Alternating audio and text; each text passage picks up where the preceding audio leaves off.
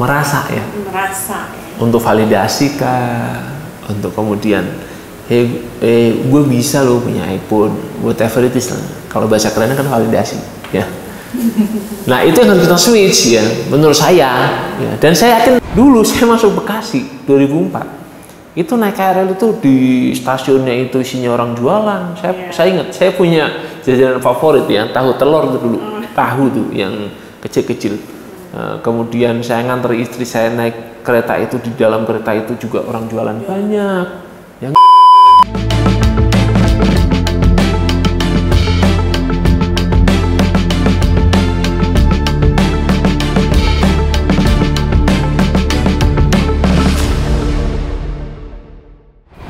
Assalamualaikum warahmatullahi wabarakatuh. Halo, apa kabar pemirsa Daka TV? Kembali lagi bersama saya Yola Damayanti di segmen Ngopi, ngobrol penuh inspirasi bersama DPRD Kota Bekasi.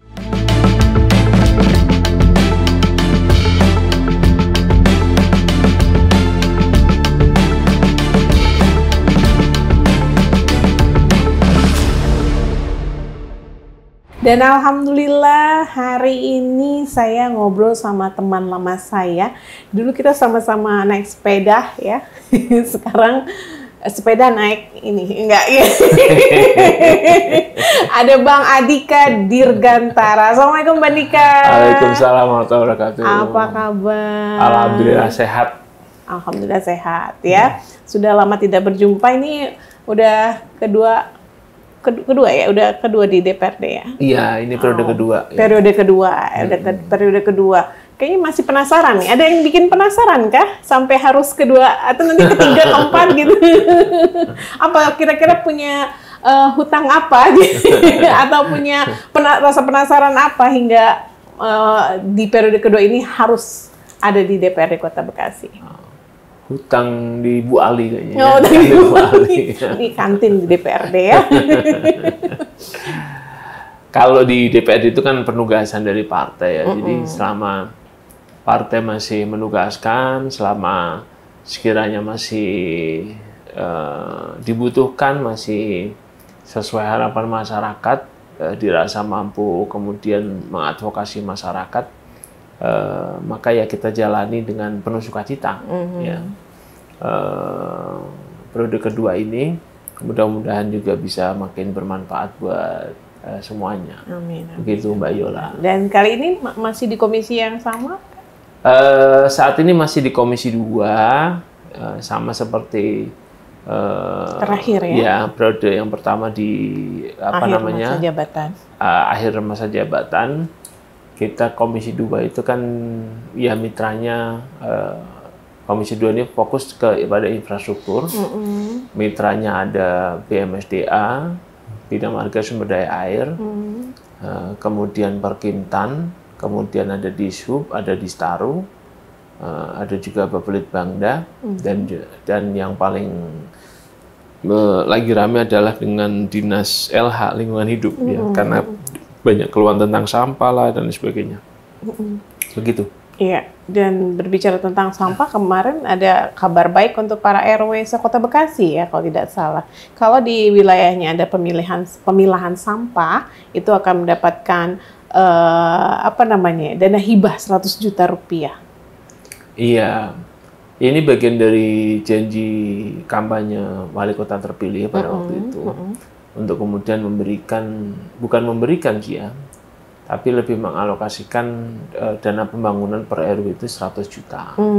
Ya, jadi ini masuknya belanja uang kepada masyarakat, ya artinya uang ini disampaikan kepada masyarakat, tapi memang mekanisme dan detail teknisnya lagi terus dimatangkan ya, agar kemudian penyampaian dana ini bisa lebih efektif. Memang dia berdaya guna di tengah masyarakat di RW ya. Salah satunya mungkin kemarin diwacanakan oleh Pak Wali Kota adalah RW yang kemudian tidak serius melakukan pemilahan sampah, maka dana ini bisa kemudian ya bahasa kita ditahan. Ini wacana sih bagus ya, artinya bahwa masalah sampah hari ini itu memang harus diselesaikan dari rumah, dari warga ya. dari rumah harus dipilah, kemudian dikumpulkan apakah per RT per RW juga harus dalam posisi dipilah, sehingga nanti sampai ke tempat pembuangan akhir itu juga sudah posisinya terpilah. Apakah dia sampah organik, sampah plastik kah, sampah kertas kah, yang pada akhirnya pengolahannya juga bisa lebih optimal gitu ya. Tapi pada prinsipnya bahwa 100 juta per RW ini adalah bagian dari janji politik, janji kampanye wali kota terpilih, yang insya Allah akan digulirkan pada APBD perubahan tahun ini. Ya. Kalau lancar mestinya di bulan Oktober, November, Desember ini akan digelontorkan 100 juta. Ya. Secara umum mekanismenya memang RW ini harus bersepakat ya dengan seluruh RT-nya untuk kemudian 100 juta ini untuk apa loh? Ya. Ada apa namanya, ada rambu-rambunya bahwa 100 juta ini hanya boleh digunakan untuk apakah sarana prasarana RW, sarana prasarana pendukung, posyandu dan sebagainya. Silakan disepakati. Nanti berbasis proposal yang dibutuhkan untuk kegiatan tersebut berapa disampaikan kepada kelurahan, kecamatan, nanti akan diturunkan. Yang mana jumlah total pagunya 100 juta. Ya. Tapi kalau proposalnya katakanlah butuh untuk perbaikan sekretariat posyandu, namanya, saya katakan 10 juta, 15 juta, disampaikan aja proposalnya, nanti akan turun 15 juta. Ya. Kemudian sisanya 85 juta untuk apa lagi, untuk apakah perbaikan lingkungan, apa bikin pelatihan di RW tersebut, dan sebagainya, bisa diajukan. Tapi memang sebelumnya nggak ada dana-dana itu, atau? Baru di tahun ini mekanisme seperti ini digulirkan, ya. Apa namanya? Kita berharap dengan demikian per RW itu bisa memenuhi kebutuhannya secara efektif dan efisien. Jadi butuhnya apa, disepakati, kemudian dialokasikan anggarannya sehingga bisa langsung terrealisasi. Begitu Mbak Yola. Begitu. Tadi berbicara tentang janji politiknya Pak Wali Kota ketika kampanye dulu. Tapi kalau lihat dari waktu pelantikannya kan belum sampai setahun, sudah bisa direalisasikan? Nggak harus nunggu sampai tahun depan kan? Bisa langsung direalisasikan. Kalau lihat runtutan mekanismenya, Wali Kota itu setelah terpilih, dia secara undang-undang harus membentuk namanya RPJMD. Ya, rencana pembangunan jangka menengah daerah. Ya, dari RPJMD itu secara umum itu harus memuat seluruh janji kampanye wali kota. Apa yang sudah pernah dijanjikan itu harus tercantum di situ. Ya. Berbunyi di situ. Ya, secara narasi dokumen harus berbunyi di situ. Kemudian dari RPJMD itulah menjadi dasar untuk proses penganggaran berikutnya. Ya, makanya kenapa baru di perubahan. Ya, karena RPJMD kita baru selesai pembahasan antara wali kota dengan DPRD, sudah diparipurnakan. Sehingga untuk perencanaan APBD perubahan itu bisa mengacu pada RPJMD yang sudah kita sepakati. Nah, salah satunya di RPJMD itu kan bicara tentang program ini, ya, 100 juta per RW, kemudian akan direalisasikan pada APBD perubahan tahun ini. Ya, sekaligus juga untuk ya semacam uji coba lah ya, untuk mengetahui bagaimana kelemahannya, apa yang harus diperbaiki sehingga tahun depan juga bisa lebih optimal. Jadi tidak perlu menunggu tahun depan, tidak perlu menunggu tahun ini, nggak perlu, ya bisa langsung dieksekusi selama itu sudah masuk dalam RPJMD dan RPJMD sudah disepakati dengan DPRD. Kami pikir kan apa namanya ada jeda waktunya gitu, nggak mungkin langsung karena ada anggaran harus dibahas gini-gini gitu. Ternyata bisa masuk ke sini. Bisa. Untuk perubahan ini. Bisa. Kalau masalah janji politik bisa. Yang penting dia masuk RPJMD dan RPJMD udah disepakati. Ya. Yang kemudian juga ramai kan masalah ini. Rotasi mutasi pejabat. Ya. Kalau wali kota terpilih itu baru boleh melakukan rotasi mutasi itu kalau saya nggak salah itu kan setelah 6 bulan. Jadi kalau waktu itu dilantik bulan Februari kalau nggak salah, maka baru Agustus ini baru boleh rotasi mutasi. Ya. Dan itu sudah kejadian? Belum. Ya. Baru kabar burung. Ya. Gimana Pak Wali? Simulasi? Iya, karena sebelum beliau akhirnya mengambil cuti ya waktu itu, apa nggak ada cuti ya, mau jadi mencalonkan diri sebagai wali kota kembali, itu kan ada rotasi dan mutasi besar-besaran ya. Kali aja setelah kepilih jadi rotasi mutasi juga ya. Iya. Ini baru kabar selama sesuai kebutuhan, selama kemudian juga memperhatikan meritokrasi, profesionalisme, DPRD sih dukung. Ya.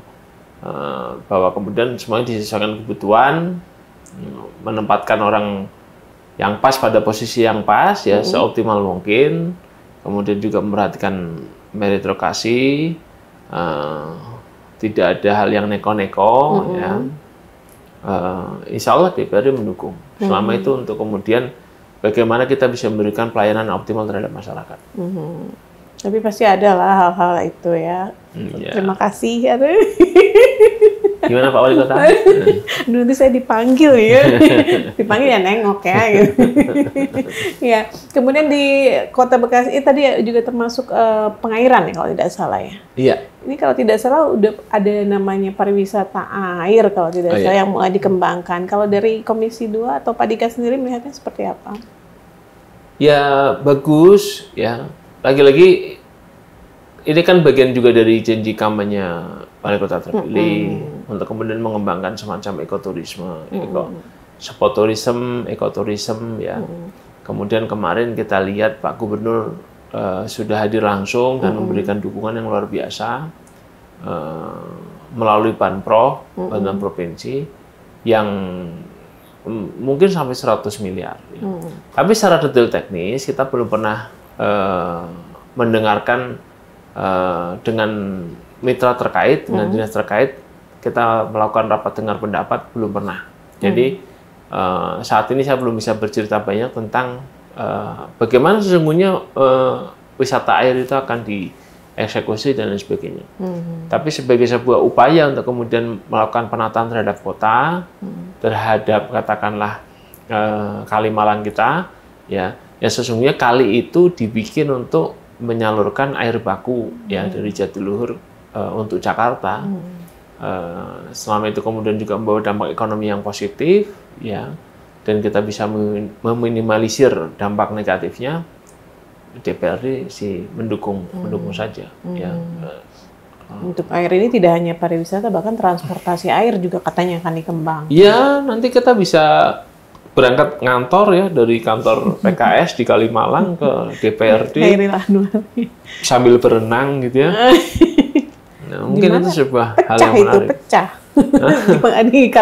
Di mana Kali Bekasi itu? Ada yang ke kanan, ada yang ke kiri. Ya, mudah-mudahan nggak tersesat gitu ya. Iya. Kalau berbicara tentang pariwisata nih, Pak Dika, kalau kita lihat di Kota Bekasi ini kan jarang banget tempat wisata. Tempat wisatanya mall atau pusat perbelanjaan, nggak jauh dari situ. Kalau Pak Dika sendiri melihat butuh nggak sih butuh apa nih? Tempat pariwisata biar warga Bekasi kan untuk nambah PAD lah gitu. Iya. Kalau yang dimaksud dengan Mbak Yola bahwa wisata itu adalah wisata alam, memang Bekasi ini rasa-rasanya bukan wilayah yang secara geografis itu kuat di wisata alamnya. Maka pilihannya adalah wisata buatan. Ya. Wisata buatan, ya, atau bahkan mall itu juga kan dia bagian dari wisata. Ya. Saya pernah membayangkan, saya pernah mengusulkan begini. Bekasi ini kan kita ini sudah mendeklarasikan diri sebagai kota perdagangan dan jasa. Ya. Maka kita harus punya upaya untuk kemudian membuat membuat uniqueness terhadap hal itu. Ya. Bayangkan begini, orang kalau nyari katakanlah produk-produk branded ya, ataukah produk-produk lokal yang memang lagi hype, itu cuma bisa dicari ke Bekasi. Maka orang dari mana-mana kan berbondong-bondong. Ya kayak sekarang namanya yang lagi hype kan katakanlah PIK ya. Nah, orang ke PIK itu karena di sana itu berdirilah outlet-outlet branded. Ya. Pantai buatan. Ya. Orang berbondong-bondong, itu wisata loh. Ya. Apakah nggak mungkin? Ya mestinya bisa. Ya. Nah, kalau kita mau ekstrim lah, katakanlah kita bicara ini hal yang luxury ya. Katakanlah yang branded kita suruh buka di sini, sehingga kemudian katalog-katalog terbaru hanya muncul lewat Bekasi. Maka orang Jakarta, mungkin orang Kuala Lumpur, orang mana-mana datangnya ke Bekasi. Itu wisata buatan, wisata belanja. Dan saya rasa sah-sah saja kalau kita bicara masalah PAD, masalah kemudian bagaimana kita mendorong positioning Bekasi ini kemudian bisa menopang ekonomi yang kuat terhadap masyarakat. Ya. Itu salah satunya, katakanlah wisata belanja. Ya. Wisata yang lain adalah sport tourism. Ya, saya sering menyampaikan Bekasi ini, bayangkan ya, kita punya venue yang bertaraf internasional. Ya, kita bikinlah venue itu. Contoh kasus katakanlah venue skateboard namanya, atau venue BMX, ya, atau apalah olahraga sport yang mungkin bukan mainstream, tapi penggemarnya juga ada gitu. Tadi katakanlah skateboard, BMX, kita punya venue internasional sehingga setiap ada event internasional, kalender event internasional, salah satunya harus ke Bekasi karena cuma ada di Bekasi. Venue-nya cuma ada di Bekasi. Bayangkan ya, event skateboard internasional, salah satu agenda kalender tahunannya itu harus ke Bekasi karena cuma Bekasi yang punya venue skateboard internasional. Bayangkan dari seluruh dunia main ke Bekasi. Dari sebuah kota yang terkenal dengan planet Bekasi, kemudian orang benar-benar datang. Ya. Jadi maka skateboard ya. Iya. Itu event internasional skateboard ya, dari macam-macam negara pada datang. Hotel-hotel pasti penuh. Penggemar skateboard juga akan datang langsung. Contohnya. Tapi udah ada. Nggak, ini kan usul. Ya, bicara tadi kan masalah tourism ya. Karena kalau kita cuman mengandalkan tourism ya, wisata alam, rasa-rasanya Bekasi ini agak berat. Ya katakanlah kita bicara Curug Parigi, tapi Curug Parigi kayak gitu, ya. Kita bicara ya mohon maaf ya, katakanlah hutan bambu, ya kan pinggir sungai, ya. Tapi ya kita nggak bisa dengan baik juga itu. Ya, kita tidak bisa itu sustainable ya. Karena kebutuhannya beda. Katakanlah wisata sepeda kita, ya dulu jalur Jati Asih terkenal sekali, tapi sekarang isinya perumahan. Iya, udah ya kan? Hilang. Jadi kalau bicara wisata alam, kita agak repot. Bukan itu kekuatan kita. Kekuatan kita adalah ya tadi wisata belanja, wisata buatan, sport tourism, itu masih bisa diupayakan. Ya, kita bangun yang serius bekerjasama dengan swasta, sehingga orang berbondong-bondong. Pada prinsipnya kan wisata itu kan yang penting orang berbondong-bondong ke sini, menghabiskan uangnya di sini, ya kan, mendapatkan sesuatu yang mereka cari. Ya. Bagaimana dengan penduduk warga Bekasi sendiri? Ya insya Allah juga bisa menikmati itu. Ya. Iya, kalau dilihat tadi contohnya sebenarnya itu memang kayaknya gampang ya untuk direalisasikan karena memang itu kebutuhan anak-anak muda. Tapi kan yang ngerti begitu justru anak-anak muda, sedangkan pemangku kebijakan yang mengeluarkan keputusan itu banyak kan orang-orang tua yang mungkin nggak kepikiran seperti yang Pak Dika tadi jelaskan. Ya, sebenarnya banyak di Bekasi itu yang bisa dibikin spot-spot Instagramable ya di sosial media yang mungkin bisa jadi penarik orang-orang untuk datang juga ke Bekasi.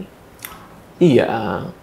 Pertama kalau kita bicara sumber daya manusia terhadap pengelolaan pemerintahan kita, terhadap pengelolaan kota kita, itu nggak bisa dipungkiri. Kita akan ketemulah sebuah situasi di mana posisi-posisi itu kemudian disilah sama anak-anak muda. Ya.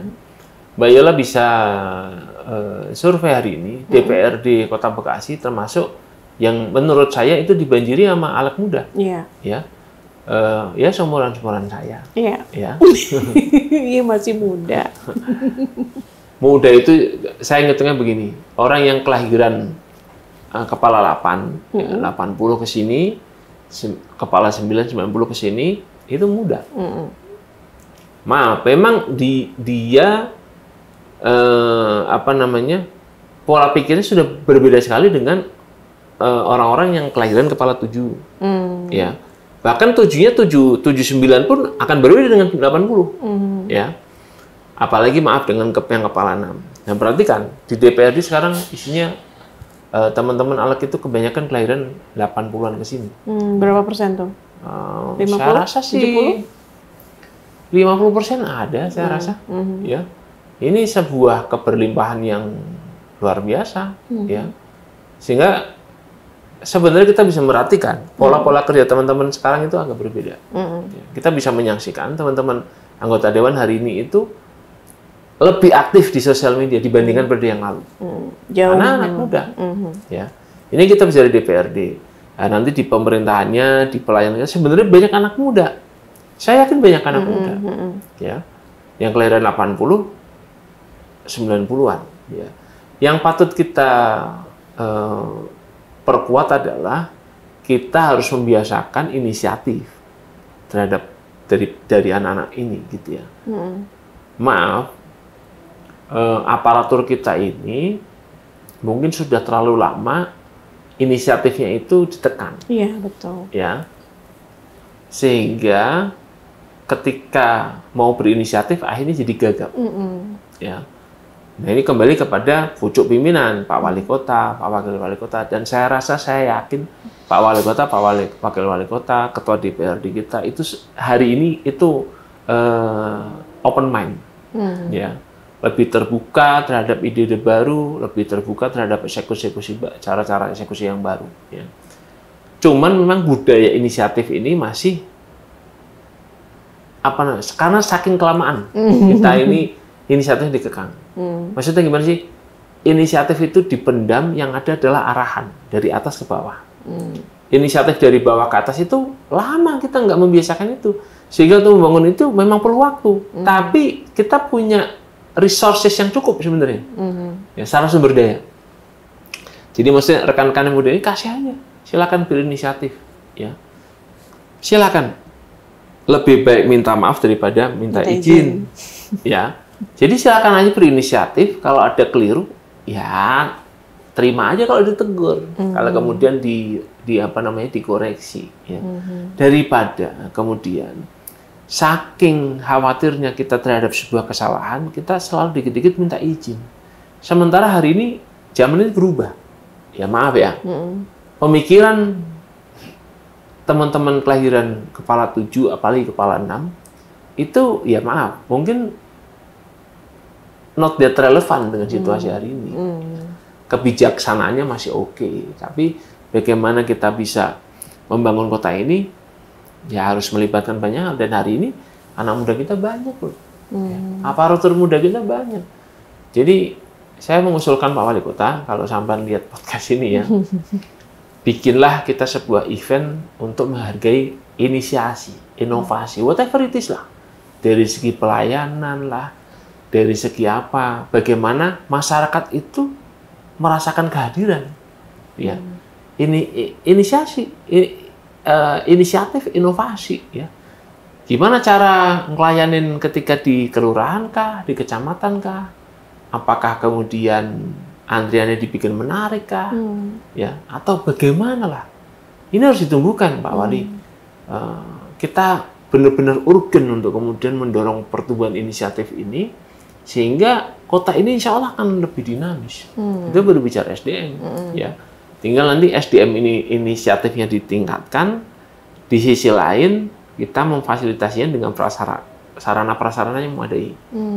Maksudnya apa? Hari ini tuh semuanya almost digital, ya, digitalisasi. Ya. Maka bayangkan kita mengelola kota Bekasi ini seperti kita mengelola Singapura, gitu. Ya. CCTV di seluruh kota, bukan untuk mengawasi warga, untuk memberikan rasa aman. Ya, bayangkan CCTV kita sudah banyak.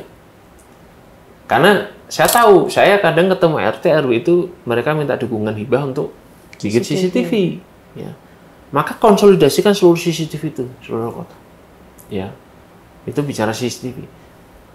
Hotspot kita banyak, mungkin hampir 1000. Ya. Tapi apakah itu semua reliable koneksinya? Atau kemudian ada isu apa di situ? Itu konsolidasikan. Maka seluruh kota ini akan tersambung, kemudian CCTV juga oke, segala macam kejahatan bisa kita cegah, bisa kita antisipasi, kemudian koneksinya lancar, bahkan kalau perlu seluruh koneksi itu dikonsolidasi, sehingga masyarakat ini bisa mendapatkan koneksi internet yang murah. Dan lagi-lagi, koneksi internet itu kan sebenarnya quote unquote bisa kita kendalikan. Ya. Jadi koneksi internet dikonsolidasikan sehingga ketika keluar itu kita bisa memastikan bahwa anak-anak kita usia pelajar, usia mahasiswa itu memang memanfaatkan internet untuk hal-hal yang positif. Hal-hal yang negatif kita cegah dong. Ya maaf, katakanlah internet kita bikin gratis, tapi nggak boleh dong orang kemudian memanfaatkan internet itu untuk, ya katakanlah pornografi, untuk judi online, untuk kemudian melakukan hal-hal yang negatif, ya, untuk kemudian membentuk komunitas-komunitas yang negatif. Itu bisa kita lakuin kok, ya. Jadi internet itu bisa kita bisa pantau orang, bukan berarti mau memata-matai warga sendiri, tapi kita bisa memastikan bahwa internet ini seutuhnya digunakan untuk hal yang positif. Jadi tadi ada di SDM, kemudian digitalisasi. Insya Allah kita bisa membawa Kota Bekasi ini lebih maju daripada Singapura. Mestinya, ya kan? Kan nggak jauh beda ya ininya, luas wilayahnya juga ya. Iya. Yang penting Pak Wali harus punya semangat, ya. Iya, jadi bilang kalau Pak Wali bikin dong event besar, tapi biasanya event-event itu akan muncul ketika mau kampanye, Pak Dika. Gimana dong? Yang susah untuk dipisahkan dengan politisasi ataupun politik itulah. Kampanye masih lama, ya. Kalau kita mengacu pada undang-undang revisi MK yang baru, maka kita ini baru akan pilkada sekitar di 2032. Oh gitu? Iya. Ini 2025. Iya. Almost 7 years. The next 7 years. Ya. Yang kedua, kalau kita juga mengacu pada Undang-Undang MK, pileg kota dan provinsi itu diperkirakan di tahun 2031. Ya. Jadi kan masih panjang lah kalau kita bicara kampanye. Kampanye itu sederhana lah. Ya. Tapi kan saya yakin kita sebagai aparatur, sebagai pemangku pemerintahan hari ini, kita sama kok, kita punya visi bagaimana membawa kota ini makin nyaman gitu, ya, makin nyaman, rakyatnya makannya cukup. Kita nggak ngomong rakyat ini kemudian kaya, yang penting makan cukup, sejahtera, happy, ya, happy itu penting, ya, karena orang yang happy can do a lot of things gitu menurut saya, ya, dan kita bisa kok. Kita bisa ngelakuin hal itu, kita bisa, ya. Pelan-pelan kita bisa. Ya. Yang penting itu semua kita lakukan sincere, ya, secara tulus untuk kepentingan masyarakat. Ya kali tadi lomba inovasi. Jangankan kampanye. Kadang kita bikin sesuatu itu kan hanya untuk seremonial, ya kan? Untuk ya karena udah dianggarin biar penyerapan ini. Saya yakin udah bukan zamannya begitu. Jadi apapun itu yang kita lakukan, itu sebesar-besarnya adalah untuk bagaimana kita bisa melakukan sesuatu yang lebih lah, ya, kepada masyarakat. Ya. Masyarakat merasakan kehadiran kita. Gitu. Kita ini bangga gitu loh kalau bisa melayani masyarakat. Gitu. Kita ini seneng. Saya yakin rekan-rekan aparatur juga seneng ketika masyarakat ngurus KTP. Kemudian kita bisa menyelesaikannya dalam waktu kurang dari 30 menit. Namanya gitu. Kita happy gitu loh. Kita itu happy membantu masyarakat. Ya kan? You happy kan? You happy. Kita ini happy kalau bisa membantu masyarakat gitu loh. Dan kita ini akan sangat menyesal kalau kemudian kok kita menjadi bagian dari sesuatu yang menyulitkan masyarakat. Yeah. Kalau kita, insya Allah kita semua punya pemikiran begitu. Ya. Saya yakin semua orang punya pemikiran. Jadi kita ini happy kalau bisa bantu masyarakat, kita ini happy kalau can do a lot of things to the people gitu ya. Kerja kita, amanah jabatan kita ini jariah gitu. Nah, kalau ngomong tentang happy tadi, orang akan happy juga nih, Pak Dika, kalau banyak duit atau sejahtera kan? Ya. Nah, kalau melihat kesejahteraan warga Kota Bekasinya sendiri gimana, Pak Dika? We can do a lot of things with money. Okay. Tapi uang itu tentu bukan segalanya. Ya. memang yang harus kita perkuat adalah begini Mbak Yola, menurut saya. Tadi adalah momennya kita bersepakat bahwa kita ini akan bahagia ketika banyak membantu orang. Ya. Itu jauh lebih membahagiakan dibandingkan katakanlah kita menyisihkan uang untuk let's say beli iPhone terbaru. Ya. Saya yakin kita ini at the end of the day kita ini semuanya ingin bahagia, ya. Dan insya Allah kita bahagia, ya. Cuman yang harus akan diubah adalah begini, menurut saya, ya. Hari ini memang godaan kita untuk berlaku materialisme itu besar, sehingga kita merasa, ya katakanlah iPhone itu kebutuhan. Merasa ya, untuk validasi kah, untuk kemudian, gue bisa loh punya iPhone, whatever it is lah. Kalau bahasa kerennya kan validasi, ya. Nah itu yang harus kita switch ya, menurut saya. Ya. Dan saya yakin semua orang pasti bisa kok, pasti melakukan hal itu. Ya. Kalau kita tidak meletakkan materialisme itu menjadi sumber kebahagiaan kita, maka banyaknya uang itu is not that relevant, menurut saya. Keren banget kalau ngomong. Bahasa Inggris. Maaf ya, hari ini itu orang seperti uang itu seperti kurang terus karena kita nurutin gaya hidup, validasi. Ya maaf, sekali lagi maaf, saya bermaaf ya. Ya katakanlah aparatur kita nggak enak kalau katakanlah kerja itu cuma naik motor, pengen beli mobil, ya. Mobil Brio nggak cukup, kalian nggak cukup, pengennya beli BRV, HRV, nggak masalah, itu nggak masalah. Cuman ketika itu sudah menguasai alam pikiran kita itu yang jadi masalah. Bahwa kemudian kita punya sesuatu, beli sesuatu itu hanya untuk sekedar validasi, ya. Hanya untuk sekedar gengsi-gengsian itu bakal jadi masalah. Ya. Nah bayangkan ya, sebenarnya kita ini kerja paling enak ketika kita kerja di Bekasi loh. Benar nggak? Ya maaf, kita nggak mikir ke Jakarta yang jauh, macet, ya Allah, nikmat betul. Kita pagi-pagi masih bisa nganterin anak, itu kan kenikmatan luar biasa. Mungkin setelah nganterin anak kita masih bisa jogging keliling komplek sebentar, atau sebelum mengantar anak kita masih bisa keliling komplek. Pagi-pagi sebelumnya kita masih bisa subuhan di masjid. Tidak terkejar-kejar dengan waktu. Kalau semua kita kerja di Jakarta kalah, di Tangerang lah. Itu sebuah kenikmatan yang luar biasa loh. Ya, dan itu kan membahagiakan sebenarnya. Ya.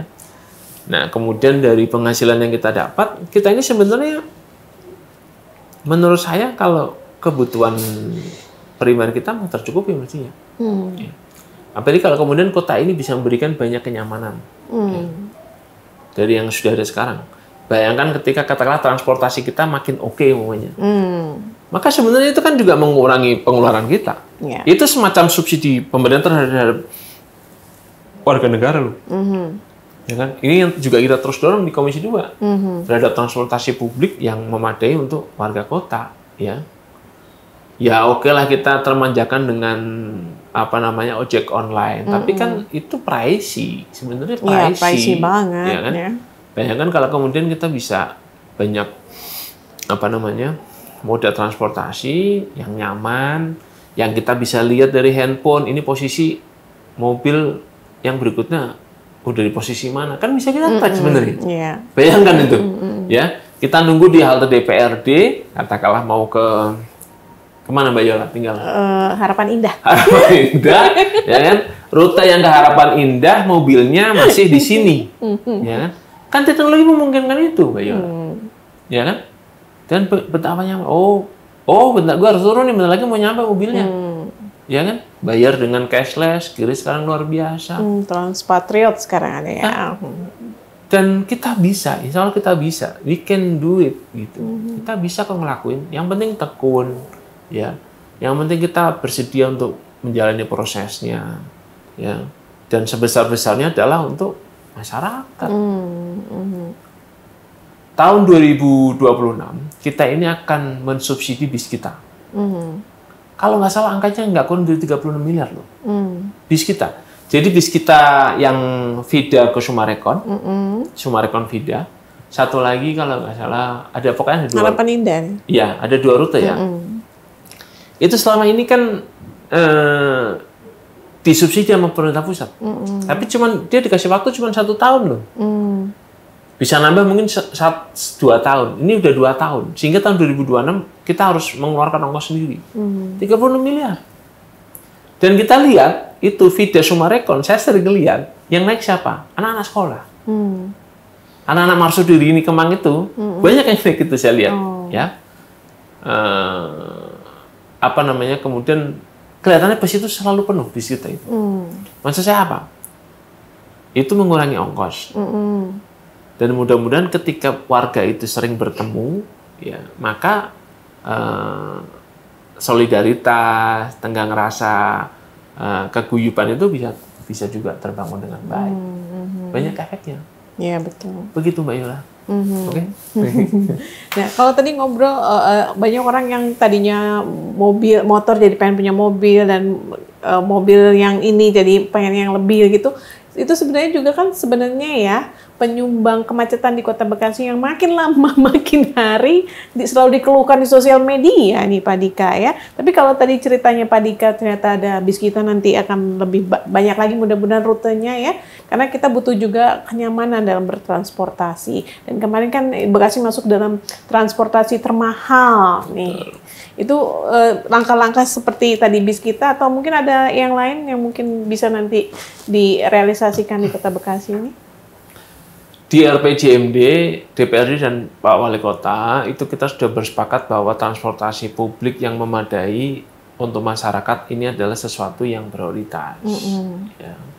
Kita mengusulkan untuk dilakukan kajian, untuk dianggarkan pengkajian secara serius terhadap hal ini ya, di tahun 2026. Jadi kalau di Komisi 2 itu mengusulkannya begini, di tahun 2026 kita menganggarkan untuk kajian, proses kajian.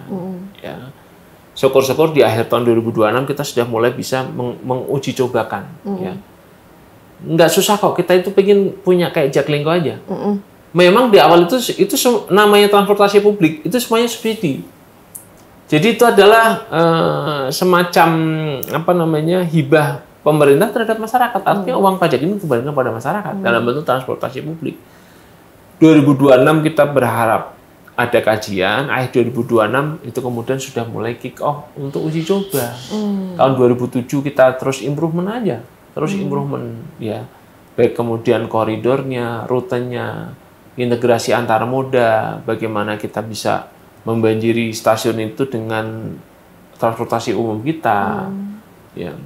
Kalau kita bisa menyajikan ini secara serius ya, meskipun pelan nggak masalah, maka saya yakin kok orang itu tidak lagi kemudian harus pakai mobil atau harus pakai motor, tapi mereka akan happy naik transportasi umum gitu loh.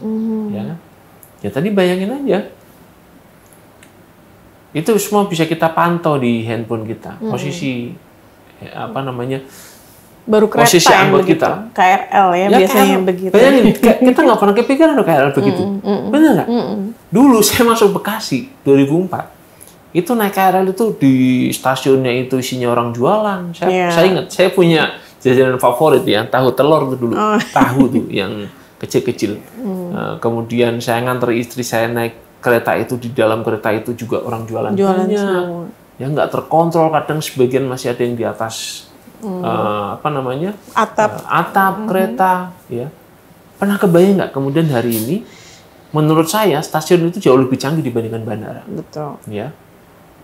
Udah ada face recognition, saya bisa check-in nggak perlu ngeprint ya, semua udah tersimpan rapi bahwa saya punya jadwal kereta sekian, kemudian saya turun, bahkan di keretanya juga ketahuan kita udah sampai stasiun mana, berikutnya akan ke stasiun mana, diperkirakan jam berapa, dan sebagainya. Kan luar biasa. Bayangkan, itu kita lakukan terhadap moda transportasi kita. Maka orang akan sangat nyaman. Dia bisa memperkirakan waktu. Oh, masih jauh. Dan Jaklingko itu kan sebenarnya menurut saya konsepnya sederhana ya. Pemerintah itu bayarin mobil, sopir itu terhadap vendor itu berdasarkan jarak. Jadi bukan berdasarkan jumlah penumpang. Penumpang membayar biaya itu kepada pemerintah sekian-sekian, dihitung, kemudian pemerintah membayarkan kepada sopir dan mobil itu sekian. Dan itu disepakati gitu loh. Kesepakatannya kan kira-kira begini, yang penting ini jalan bagus, mobilnya standarnya oke, sopirnya dapat gaji bulanan yang cukup, yang punya armada itu dipotong dengan operasional, dengan katakanlah cost maintenance, dia masih punya untung. Nggak besar, yang penting kan langsam aja tuh. Semua happy. Saya pernah diskusi langsung dengan Pak Anies Baswedan mengenai Jaklingko itu. Dan kata Pak Anies, memang di awal-awal Mas, pasti kita akan banyak subsidi. Tapi ketika rute itu makin rame, ya, maka insya Allah cost itu akan makin terbagi. Kemudian kita akan dapat revenue dari yang lain. Apakah dari halte kita membuka merek-merek untuk berpromosi di halte, ya, atau bahkan di armadanya kita mendapatkan revenue dari orang beriklan di situ. Ketika sudah terhimpun keramaian, maka uang itu juga akan datang dengan sendirinya. Begitupun dengan awalnya, kalau masih sepi ya memang kita invest belum banyak yang tahu juga mungkin ya di awal ya. Kalau lihat Bekasi kan, Bekasi alat transportasi semuanya ada kayaknya deh ya. LRT kita punya, betul. MRT aja yang nggak punya. KRL punya, bus Trans Patriot itu masuk bis kita ada. Cuman yang belum ada angkot ber-AC aja. Tapi saya udah pernah ngerasain di kabupaten itu memang enak, lebih enak. Cuman sepi aja karena mungkin belum banyak yang tahu juga kan ya. Enak. Dan ini untuk peremajaan angkot kayaknya bermanfaat banget biar tidak mendegradasi angkot lama gitu. Betul, Mbak Yola. Bekasi ini luar biasa. Kita ini kelewatan Becakayu. Kita juga kelewatan, ya deket, nggak jauh dari MBC, Tol Jor, Tol Japek, Jakarta Cikampek. Ya. Tol yang kemudian, baru tuh. Ya. Ada LRT, KCIC juga lewat. Ya. Hampir semuanya itu lewat ke sini. Jadi maksudnya apa? Akses orang untuk masuk ke Bekasi itu pintunya udah luar biasa besar. Ya, itu kembali kepada tadi, destinasi-destinasi tadi. Orang ke Bekasi itu sangat mudah hari ini. Mau palet aja juga bisa. Mau pakai apa aja bisa. Ya.